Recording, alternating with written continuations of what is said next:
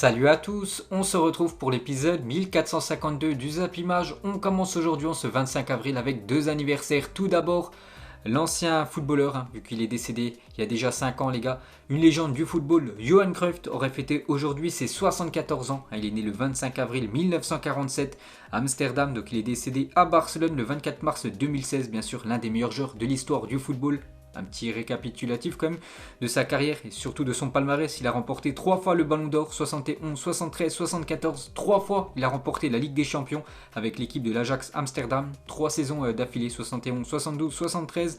Une fois champion d'Espagne, 9 fois champion des Pays-Bas, finaliste de la Coupe du Monde 1974. Bon anniversaire à Johan Cruyff, bien sûr, une légende partout où il est passé. Donc il aurait fêté aujourd'hui ses 74 ans. Et pour finir, c'est le défenseur français Raphaël Varane qui fête lui aujourd'hui ses 28 ans. Ensuite, on va parler de Neymar et le coach de l'équipe olympique du Brésil a affirmé son souhait de voir Neymar évoluer aux Jeux Olympiques de Tokyo 2020 avec sa nation. Donc André Jardine, le sélectionneur des U23 brésiliens, aimerait avoir Neymar au JO en partant du principe que nous voulons former la sélection la plus forte possible. Neymar, qui est le meilleur joueur brésilien en activité, entre en ligne de compte. Donc n'oubliez pas que ces Jeux Olympiques dans quelques semaines, donc les Jeux Olympiques bien sûr de football, c'est que des équipes composées de joueurs de moins de 23 ans, à l'exception de 3 joueurs qui ont plus de 23 ans. Donc Neymar, bien sûr, pourrait jouer ces Jeux Olympiques avec le Brésil. Par exemple, en Espagne, Sergio Ramos, lui, veut disputer les Jeux Olympiques avec la sélection espagnole, bien sûr, malgré qu'il a plus de 23 ans. Je vous ai dit, 3 joueurs de plus de 23 ans peuvent disputer ces Jeux Olympiques. Donc le sélectionneur brésilien aimerait avoir Neymar. Et toujours avec lui, donc tout est bouclé pour la prolongation de Neymar au Paris Saint-Germain. L'officialisation aura lieu à la fin du mois d'avril selon son entourage, donc normalement dans quelques jours. Donc il devrait prolonger normalement de 4 saisons supplémentaires du côté du Paris Saint-Germain avec une année en option, donc ce qui pourrait dire jusqu'en 2025.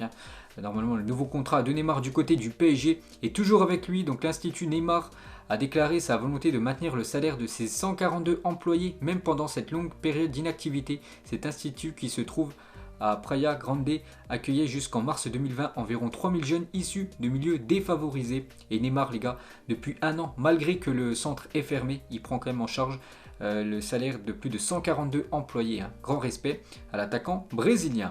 Ensuite, on va parler de maillot de foot. Donc tout d'abord, regardez le futur maillot normalement du Borussia Dortmund pour la prochaine saison. Donc bien sûr le maillot domicile. Cette fois-ci le maillot extérieur du Boca Junior pour la saison prochaine pour cette équipe en Argentine.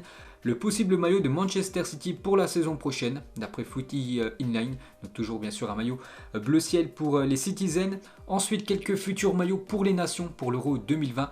Donc officiel, l'Autriche présente son nouveau maillot, donc le maillot domicile des Autrichiens. Cette fois-ci le nouveau maillot de la République tchèque, toujours sponsorisé par Puma. Il ressemble énormément à celui de la Suisse. On peut voir que Puma, les gars, ils ont juste changé à chaque fois quelques couleurs. Et sinon c'est quasiment à l'identique, que ce soit le maillot de la République tchèque et le maillot de la Suisse. Et pour finir, le maillot italien, qui ressemble beaucoup aussi à ceux que je vous ai présentés juste avant. Et pour finir avec l'Italie, donc Adidas deviendra l'équipementier de l'Italie à partir de l'année 2022.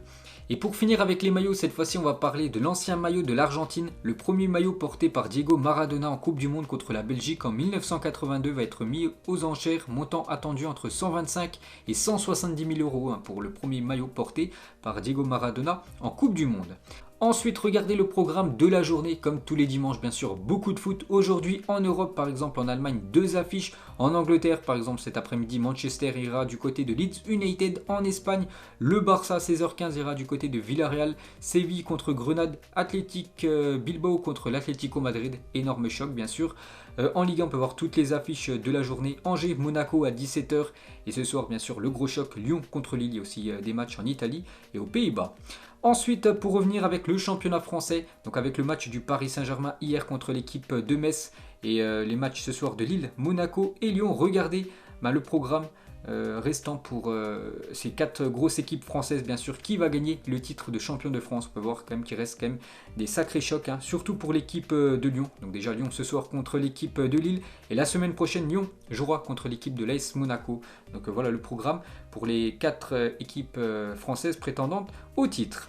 Ensuite, on revient sur l'AS Monaco sur ses 10 derniers matchs. C'est 22 buts marqués et seulement 1 but encaissé par les Monégasques. Donc Monaco se déplace cet après-midi à 17h05 du côté de Angers. On en parle peu, mais la machine de Niko Kovac n'est qu'à 2 points du leader lillois. Et si les Monégasques venaient coiffer tout le monde en Ligue 1, hein, bien sûr, ça peut être l'année de Monaco. N'oubliez pas qu'ils ont remporté le championnat quand même récemment, cette équipe de l'AS Monaco. Pourquoi pas cette saison.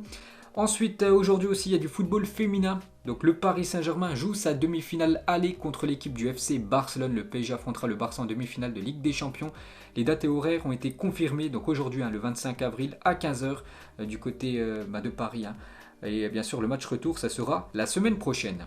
Ensuite, on va parler de la Série B. Donc la deuxième division italienne est suspendue jusqu'à début mai à cause de la propagation du Covid-19 dans les effectifs des clubs. Les 4 dernières journées du championnat se joueront en 9 jours entre le 1er et le 10 mai prochain. Donc voilà une petite info sur le football italien.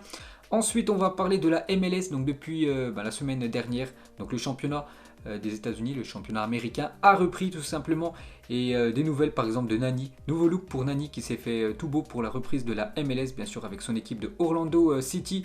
Et aussi des nouvelles les gars de l'ancien joueur, par exemple de la Juventus ou même du Real Madrid, Gonzalo Higuaín. Donc il a plus de cheveux, grosse barbe pour l'ancien joueur merengue.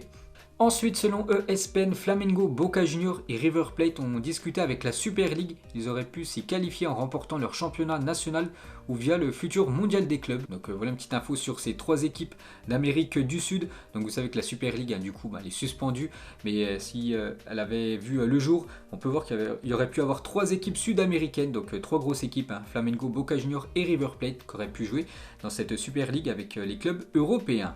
Ensuite, une déclaration de Patrice Evra. Pourquoi ils n'ont pas la même énergie et la même passion pour lutter contre le racisme dans le foot que celle contre la Super League? Vous savez pourquoi? Parce qu'il n'y a pas d'argent en jeu. C'est vrai que ça a beaucoup fait parler, bien sûr, cette Super League, surtout l'UEFA, qui était complètement contre. Donc voilà ce que dit Patrice Evra. Ce serait bien que l'UEFA mette autant d'énergie pour lutter contre le racisme. Et bien sûr, il n'y a pas d'argent en jeu. C'est ce qui freine l'UEFA. Et pour finir avec l'UEFA, les gars, n'oubliez pas que l'année prochaine, bien sûr, il y en a plein, ils avaient oublié que ça sera la première édition de l'UEFA Europa Conference League. En gros, c'est la deuxième Europa League. Donc il y a la Ligue des Champions tout en haut. Ensuite, l'Europa League. Et en dessous de l'Europa League, il y a cette UEFA Europa Conference League donc, qui débute lors de la prochaine saison. Donc c'est vrai que cette coupe, on l'avait complètement oubliée. Ensuite, officiel Kipsta. La marque de football de Decathlon sera le fournisseur du ballon de la Ligue 1 et de la Ligue 2 à partir de la saison 2022-2023. Donc voilà, petite info sur le nouveau ballon de la Ligue 1 et de la Ligue 2. Donc c'est fini avec Ulsport, maintenant ça passe avec Kipsta. Ensuite, le top 10 des joueurs ayant généré le plus de revenus cette année, et le premier c'est Lionel Messi, plus de 125 millions d'euros. Récolté par Léo Messi, que ce soit avec son salaire de footballeur et avec ses sponsors, bien sûr Adidas qui paye énormément. Messi, deuxième Cristiano Ronaldo, son salaire du côté de la Juventus, et bien sûr Nike qui verse un gros salaire à CR7, plus de 118 millions d'euros, qui a touché Cristiano Ronaldo. Neymar, troisième, on peut voir un autre parisien, Kylian Mbappé, il a touché plus de 32 millions d'euros, Kylian Mbappé. Ensuite, l'architecture incroyable du Pancho Arena en Hongrie qui accueille le Puskás Académia FC. Donc ce stade atypique a une capacité de 4000 spectateurs. Peut-être c'est pas un grand stade, mais il est tout simplement magnifique. Regardez quelques clichés, quelques photos de ce stade en Hongrie. Tout simplement magnifique. Ensuite, toujours avec les terrains de foot ou les stades de foot un peu partout sur le globe. Donc cette fois-ci, quelques photos. Donc un avec une belle montagne juste derrière. Celui-là qu'on connaît bien en France, donc c'est le stade des Alpes, le stade de Grenoble, avec bien sûr les montagnes juste derrière. Et pour finir avec les stades, regardez ce stade à l'époque, donc je suis sûr il y en a plein, ils ne savent pas quel stade c'est, mais bien sûr ce stade a été complètement modifié depuis, vu que c'est le stade Vélodrome. Ensuite, la passion du football au-delà des frontières. Regardez ces deux jeunes fans de football avec deux maillots de première ligue à l'ancienne, le maillot des Gunners et le maillot de Manchester United. Donc bien sûr le football, le sport le plus populaire de la planète. Une belle photo aussi d'un jeune footballeur en train de jongler bien sûr sur la magnifique plage de Rio.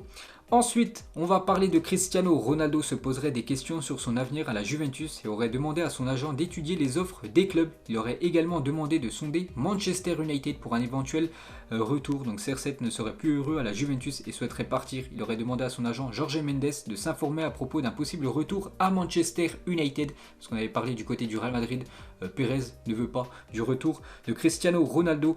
Donc la priorité voilà, pour CR7, s'il venait à quitter cette équipe de la Juventus, serait un retour en Première Ligue du côté de Manchester United. En plus, Manchester va certainement terminer deuxième du championnat. Manchester va jouer la saison prochaine la Ligue des Champions. Donc je pense que ça peut être très bien pour Cristiano Ronaldo de peut-être finir sa carrière dans le club où vraiment tout le monde l'a découvert, hein, du côté de Manchester United. Affaire à suivre, hein. Voilà, il pourrait bien sûr quitter cette équipe de la Juventus. Et moi j'adorerais le revoir en Première Ligue. N'oubliez pas que Cristiano Ronaldo, lors de la saison 2007-2008 du côté de Manchester United, donc champion d'Angleterre, champion d'Europe, hein, donc vainqueur de la Ligue des Champions, meilleur buteur de la Première Ligue, meilleur joueur de la Première Ligue et bien sûr Ballon d'Or, Cristiano Ronaldo.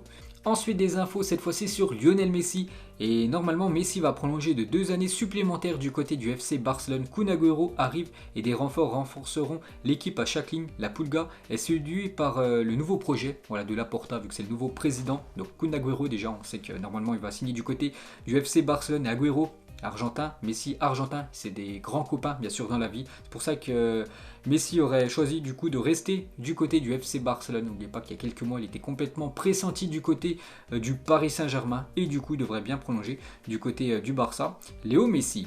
Ensuite, mise à jour capillaire pour Munir El Haddadi, donc l'attaquant de Séville, l'attaquant marocain, donc chez lui, bien sûr en Espagne, donc nouvelle coupe de cheveux, on peut voir sa magnifique voiture, bien sûr, une Lamborghini, juste derrière. Ensuite, les fédérations françaises et portugaises sont parvenues à un accord pour s'échanger les arbitres lors des 2 dernières journées de championnat des 2 pays, tout simplement, si de la fédération de football portugaise. Donc les arbitres français pourraient arbitrer lors des dernières journées du championnat portugais au Portugal et vice versa. Donc les arbitres portugais pourraient venir arbitrer des matchs de Ligue 1 pour cette fin de saison. Ensuite, Naby Keïta fait un don de plus de 30 000 tonnes de riz à son peuple qui fête actuellement le mois du Ramadan. Le capitaine de la Guinée n'est pas son premier geste envers les siens, lui qui est réputé pour sa générosité. Bravo et grand respect au milieu de Liverpool.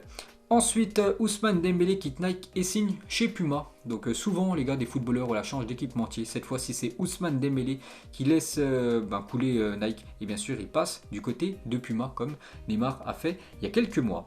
Ensuite des nouvelles de Virgil van Dijk qui est en train de revenir en pleine forme. Donc lui il manque énormément à cette équipe de Liverpool. Le défenseur néerlandais. Et là il est sur la dernière ligne droite, tout simplement Van Dijk. Parce qu'il pourrait peut-être jouer les derniers matchs de Liverpool et surtout son objectif c'est de disputer l'Euro avec les Pays-Bas. Ensuite une photo de ce joueur de l'AS Saint-Etienne sous un masque, donc c'était en 2013, en plus c'était lors de la finale de la Coupe de la Ligue 2013 entre l'AS Saint-Etienne et l'équipe de Rennes. Donc l'AS Saint-Etienne s'est imposé 1-0 donc sous ce masque. Si vous ne savez pas qui c'est maintenant le défenseur de Chelsea, Kurt Zouma. On peut voir aussi Aubameyang juste derrière. Ensuite, Lewandowski, il a dit « Je n'ai pas vraiment réfléchi à ce qui va se passer dans 3 ou 4 ans, mais je veux jouer encore au moins 5 ans, peut-être encore plus longtemps si je peux. » Donc voilà, Robert Lewandowski, les gars, on va encore le voir encore pendant pas mal d'années, marquer beaucoup de buts. Ensuite, une déclaration du fils de Zinedine Zidane, donc Lucas Zidane. « Je suis fier d'avoir le nom que j'ai. Avec le temps, tu t'habitues à entendre que tu es là grâce à ton père. Il est clair que je pense revenir au Real Madrid, aller à l'OM ou en équipe de France. Mais rien n'arrive sans travail ni persévérance. » Donc voilà, l'objectif de Lucas Zidane, intégrer l'équipe de France et pourquoi pas signer du côté de l'OM. Ensuite, toujours avec l'Olympique de Marseille, Alex Moreno, un défenseur espagnol de l'équipe du Betis Séville, parle de l'intérêt de l'OM. L'OM, c'est vrai que des grands clubs ont appelé mon agent, mais moi je ne sais rien. Je suis concentré sur la qualification en Europa League pour cette fin de saison. Ce sont des choses d'agent. C'est une fierté que des grands clubs s'intéressent à moi. Donc peut-être futur joueur de l'OM, le défenseur espagnol. Ensuite, une déclaration de Chiellini sur les critiques visant Cristiano Ronaldo. Quand même beaucoup critiqué Cristiano Ronaldo cette saison. Si Cristiano Ronaldo est un problème, j'aimerais en avoir beaucoup d'autres, comme celui-ci, bien sûr, CR7 qu'on a parlé juste avant. Il pourrait quitter cette équipe de la Juventus dans les prochains mois. Ensuite, 57 millions d'euros, le prix du 11 avec lequel l'Ajax s'est qualifié en demi-finale de la Ligue des Champions il y a exactement 2 ans. Donc vous savez que la semaine qui arrive là, mardi et mercredi, retour de la Ligue des Champions, demi-finale. Donc il y a 2 ans, l'Ajax s'était qualifié avec cette équipe quand même en demi-finale. Bon, il s'est incliné contre l'équipe de Tottenham. En plus, un match retour complètement fou, mais seulement 57 millions d'euros. Quand on voit maintenant des équipes qui dépassent plus de 300-400 millions d'euros de budget de joueurs. Donc voilà, tous ces joueurs qui avaient réalisé cette formidable épopée il y a 2 ans avec cette équipe néerlandaise. Ensuite, une déclaration de Florentino Pérez sur Sergio Ramos, toujours en stand-by. Quand même, la prolongation de SR4, c'est incroyable. Une prolongation de Ramos. Les joueurs doivent faire un effort à cause du Covid-19. C'est tout ce que je dis. Je veux que Sergio Ramos reste. Je fais tout pour y arriver. Donc en gros, il dit quand il veut qu'il fasse un effort, il veut absolument que Sergio Ramos descende son salaire. Mais SR4 ne veut pas. C'est pour ça tout simplement que sa prolongation actuellement coince. Et toujours avec Pérez, il parle de Zidane. Je n'imagine pas le Real Madrid sans Zidane la saison prochaine. Donc il y a de fortes chances quand même que Zizou soit encore le coach merengue pour cette future saison. Ensuite, Neymar et Xavi Simons, le jeune néerlandais, la collaboration continue. Donc une photo des deux à l'époque, bien sûr, quand les deux étaient du côté du Barça. Maintenant, les deux sont du côté du Paris Saint-Germain et Xavi Simons a fêté il y a quelques jours ses 18 ans. Ensuite, Thiago Silva a gagné au moins un trophée sur ses 10 dernières saisons. L'ancien défenseur du Paris Saint-Germain. Donc cette saison, il peut en remporter encore 2. Peut-être 3 avec la Première Ligue, mais bien sûr la Première Ligue ça va être compliqué.